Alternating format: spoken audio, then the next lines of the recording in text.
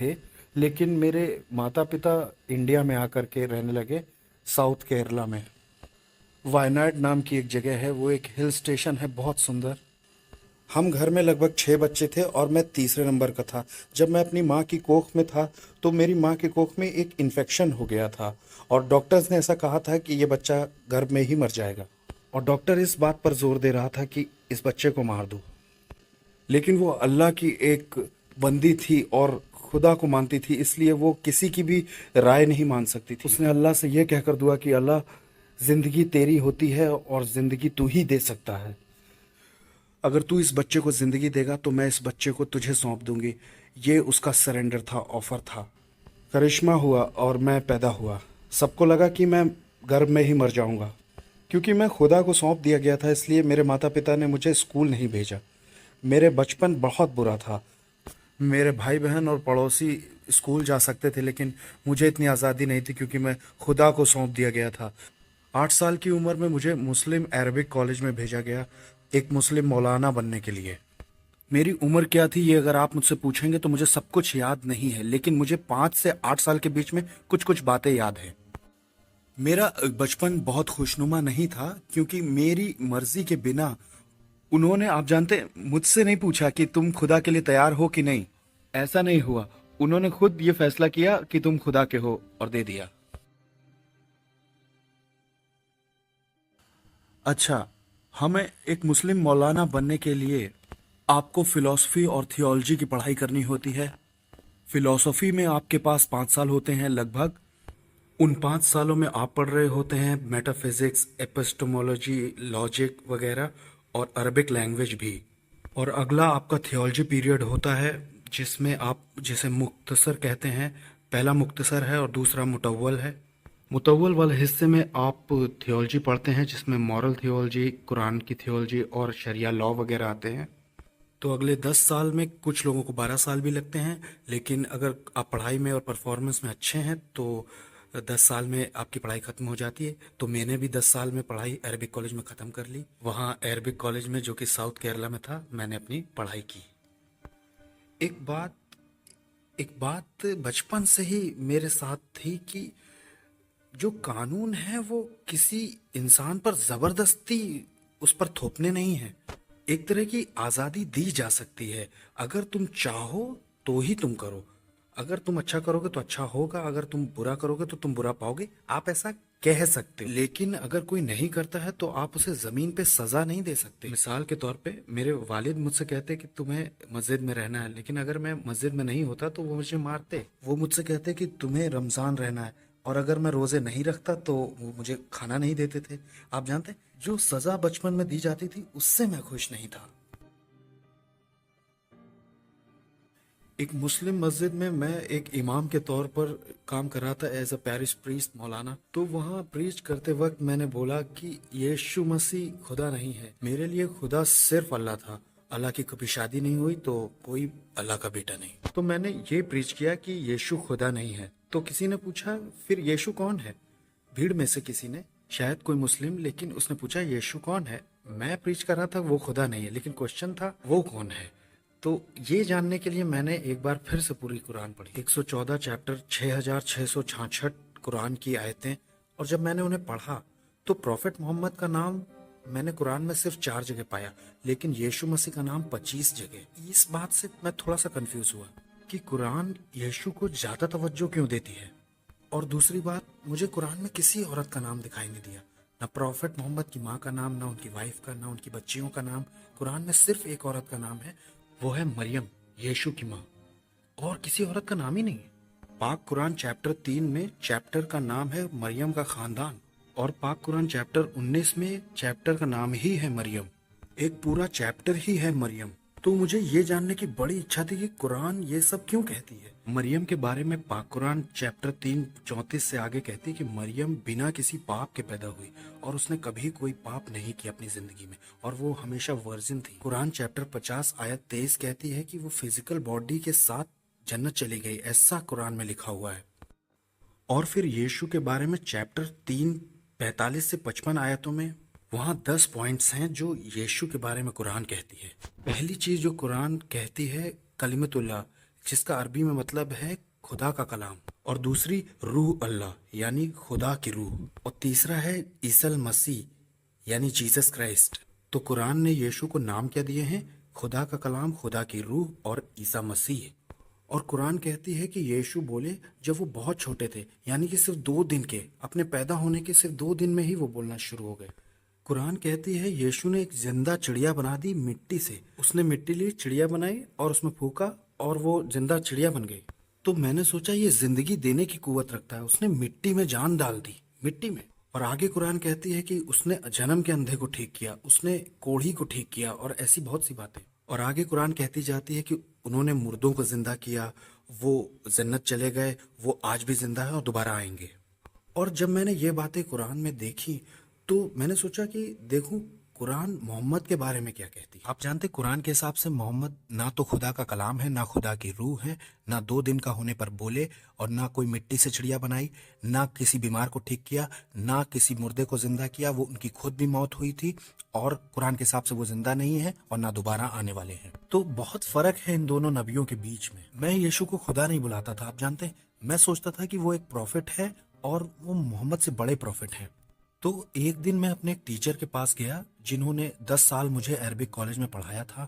मैंने उनसे पूछा, टीचर ये बताइए कि खुदा ने दुनिया कैसे बनाई? उन्होंने कहा खुदा ने कलाम से दुनिया बनाई, कलाम के वसीले से।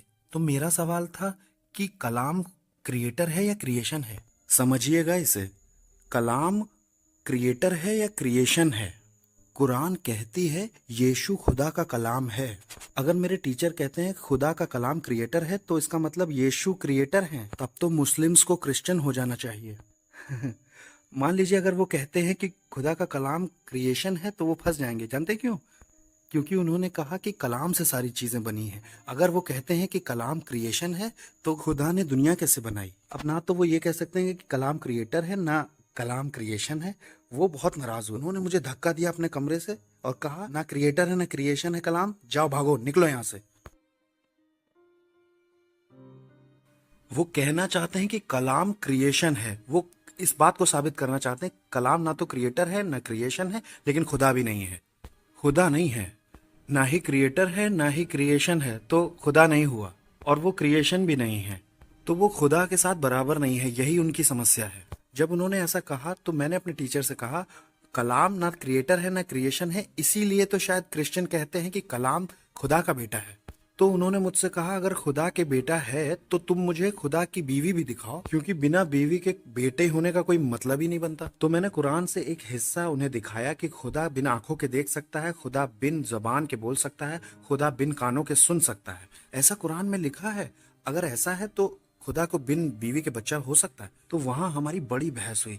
जानते हैं सबसे आखिर में मैंने क्या किया? मैंने कुरान ली, अपने सीने से लगाई, कहा अल्लाह तू ही बता कि मुझे क्या करना चाहिए। तेरी कुरान कहती है कि यीशु अभी भी जिंदा है और मोहम्मद मर चुके हैं, तू ही बता मैं किसको मानूं। और मेरी दुआ के बाद मैंने कुरान खोली, मैंने किसी से नहीं पूछा, मैंने सिर्फ अपने अल्लाह से पूछा। मैंने कुरान खोली, मैंने देखा चैप्टर 10 94 आयत। जानते वहां क्या लिखा है? فإن كنتم في شك مما أنزلنا إليك فاسأل الذين يقرؤون الكتاب من قبلك لقد جاءك الحق। अगर तुम्हें इस कुरान पर किसी तरह का शक होता है जो मैंने तुम्हें दी है तो जाओ बाइबल पढ़ो, या उनसे पूछो जिन्होंने बाइबल पढ़ी है, क्योंकि सच वहां पहले ही बता दिया गया है। मैं तब तक 19 का भी पूरा नहीं हुआ था। मैंने अपनी पढ़ाई तो पूरी कर ली थी और मैं अरबिक कॉलेज, माफ कीजिएगा, मैं मस्जिद में काम कर रहा था, तो मैं 19 से कम का ही था। और जब मैं इस बीच में अपनी बाइबल स्टडी कर रहा था, वहां बहुत से ऐसे पॉइंट्स थे जिन्होंने मुझे बहुत छुआ। पहले ही दिन फादर ने पहली ही आयत यूहन्ना की इंजील से पढ़ी। इब्तिदा में कलाम था, कलाम खुदा के साथ था और कलाम खुदा था और कलाम गोश्त बना। तो मेरी कुरान कहती है कि यीशु खुदा का कलाम है और बाइबल भी कहती है कि यीशु खुदा का कलाम है।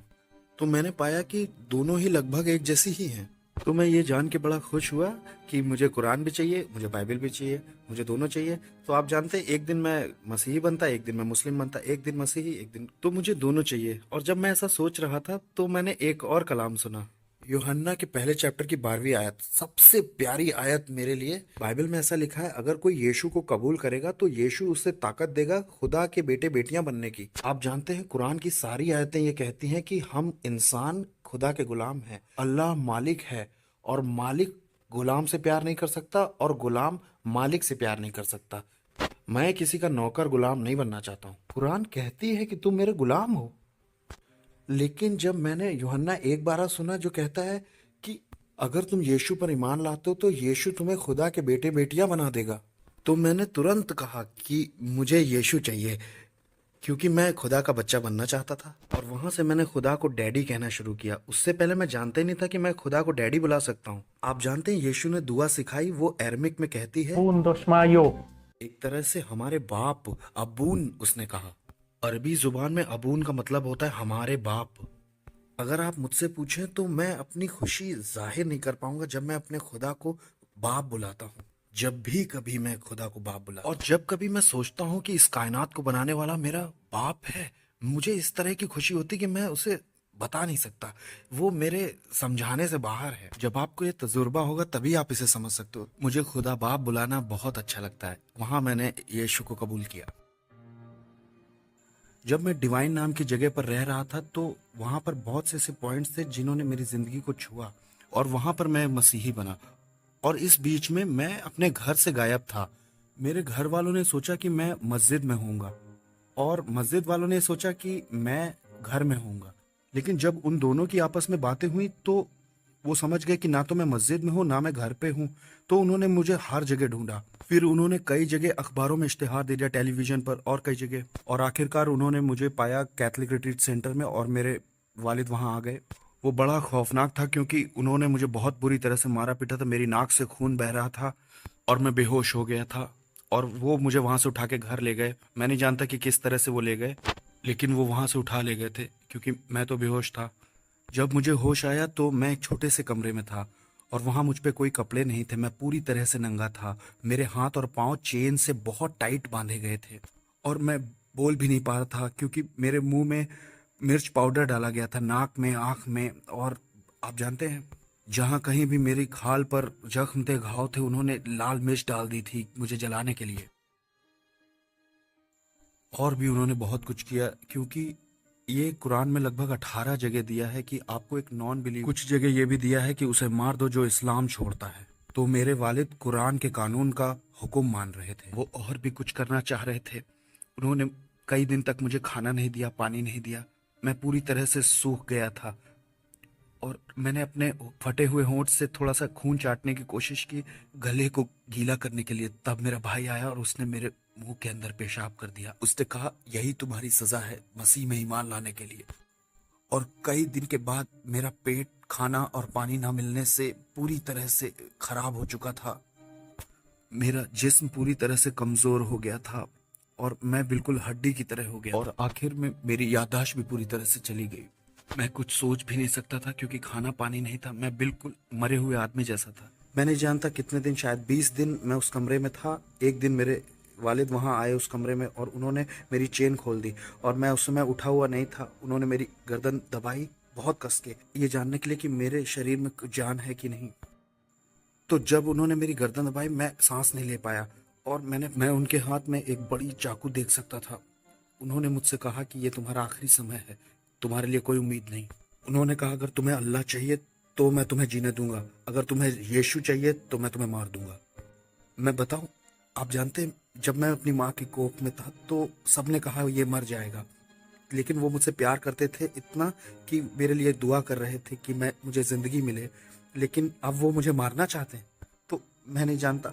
और मैं अपने वालिद को अच्छी तरह से जानता हूँ, वो मुझे मार देंगे।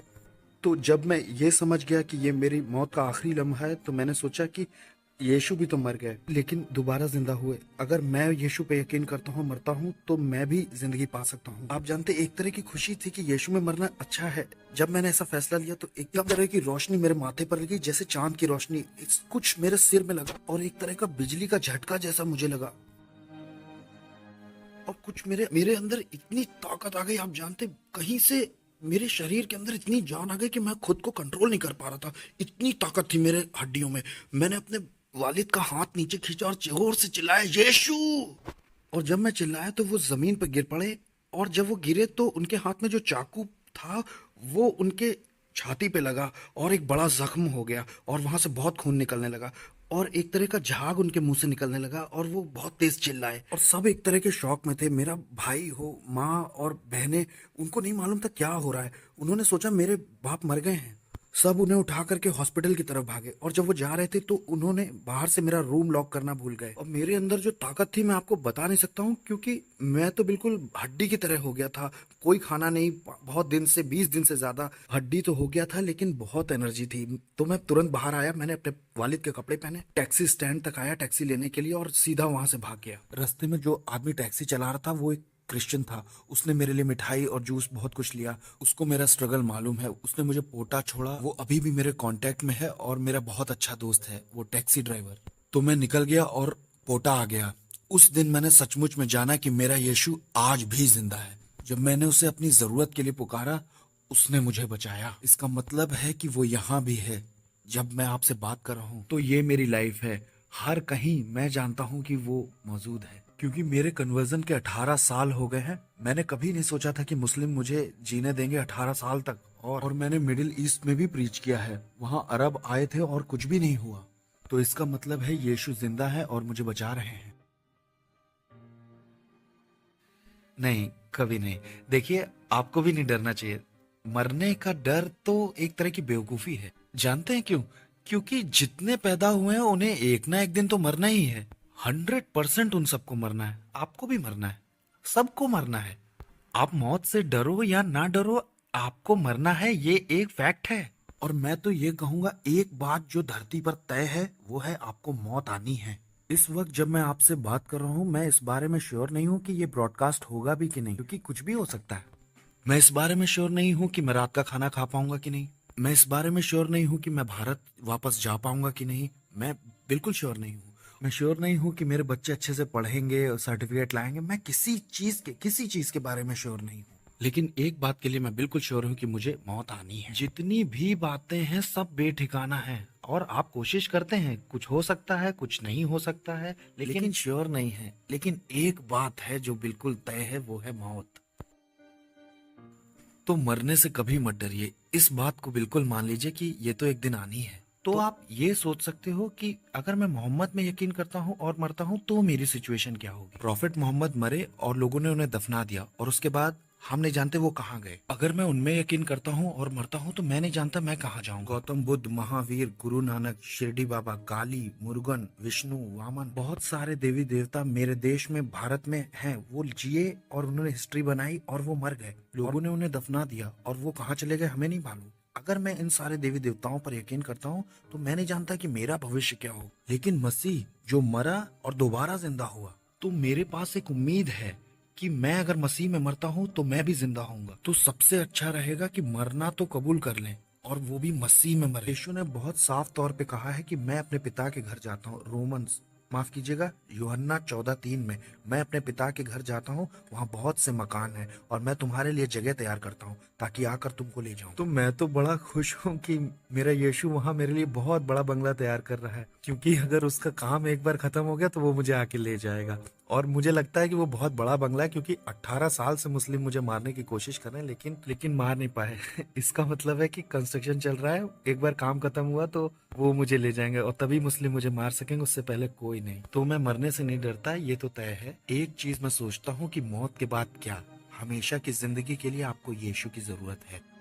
हर धर्म ये कहता है कि खुदा और इंसान के बीच में कोई समस्या है तो वो है पाप। और इस्लाम में उनके पास अपने पापों के लिए कुर्बानी है जानवरों की। अपने पापों के लिए वो जानवरों को कुर्बान करते हैं। हिंदुइज्म में अगला जन्म, लेकिन सिर्फ क्रिश्चियनिटी में यीशु मसीह ने हमारे उसकी सजा भुगत ली और मेरे सब पापों को हटा दिया और मुझे बिल्कुल पाक कर दिया। और अब वो मुझे खुदा बाप को दे सकता है, ये कहते हुए कि अब ये पाक है। अब मैंने इसे पाक कर दिया है और इसकी सारी सजा, इसके गुनाह पाप अपने ऊपर ले लिए हैं। अब इसे आप जन्नत में आने दे सकते हो। तो यीशु मेरे नजात देने वाले हैं और वो एक परफेक्ट इंसान है, क्योंकि मैं एक इंसान हूँ। मेरा सेवियर एक इंसान ही होना चाहिए और वो परफेक्ट खुदा भी है, क्योंकि मुझे हमेशा की जिंदगी चाहिए और खुदा ही इटर्नल लाइफ दे सकता है। आपको मैं आसानी से समझा सकता हूँ कि पाप करने से मौत आती है, पाप से मौत आती है। तो मौत को हटाने के लिए आपको क्या करना चाहिए? अच्छा, अंधेरे को हटाने के लिए जैसे आप रोशनी को लाते हैं, वैसे ही मौत को हटाने के लिए आपको जिंदगी चाहिए। किसकी जिंदगी? पुराने अहदनामे में वो जानवरों की कुर्बानी देते थे क्योंकि वो मानते थे कि खून में ही जिंदगी होती है। मुस्लिम तो आज भी कुर्बानी करते हैं। लेकिन मेरी मौत को हटाने के लिए मुझे फिरदौस की जिंदगी चाहिए। और ये इटर्नल लाइफ मुझे कहाँ से मिल सकती है? सिर्फ खुदा से। और ये है जो यीशु ने क्रूस पर दी।